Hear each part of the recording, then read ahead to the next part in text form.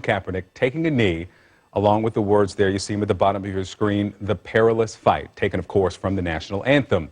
Well, the 49ers quarterback has been kneeling during the anthem during every game since the preseason. Now, this is a silent, but many say powerful protest against police violence and racial inequality. And across the nation, it's gaining some traction. Joining me now is the writer of the Time cover story, Sean Gregory. Sean, good morning to you. Good morning. First, tell me about, this isn't Sports Illustrated, right? This is Time magazine.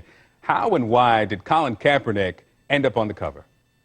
Because he started a movement. I mean, in August 26th, he first sat for the national anthem. You saw NFL players follow in the first regular season game. And after that, we saw high school teams in football and volleyball.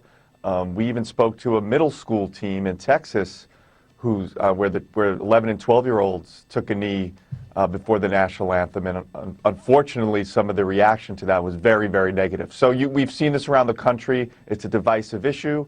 It's kind of the sweet spot for Time to kind of explore all sides of it. You talk about negative reaction, and there have been some pretty extreme accusations and claims made in response to Colin Kaepernick's taking a knee. I want to play what Congressman Steve King said, suggesting why, potentially, Kaepernick is doing this. Let's listen. He's undermining patriotism. I understand that he has an Islamic girlfriend that is his fiancée, and that this has changed him. He's taken on some different political views along the way. This is activism that's sympathetic to ISIS. Sympathetic to ISIS. I mean, do we know how Kaepernick is responding to these claims? I think he's, taking everything in stride. And the interesting thing about this discussion is when it first happened in late August, there was a lot of comments like that.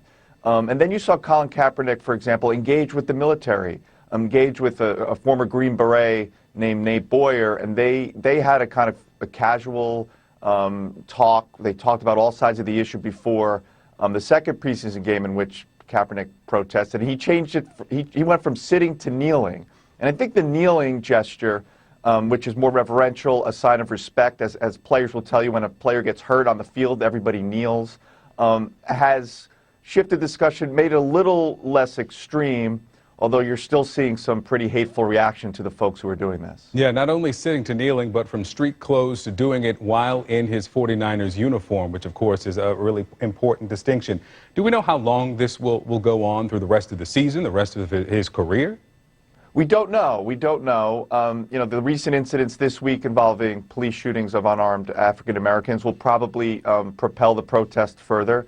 The NBA season's coming up, and a few players have said they expect this kind of thing to happen as that season kicks off as we go into November. So it'll be really interesting and fascinating to see if this continues, but I don't think it's stopping anytime soon. Yeah, and before we get to the basketball season, we've got games today, and in the wake of the deaths of Terrence Crutcher and of Keith Scott, I guess the expectation is that we'll see more people in the NFL join this movement.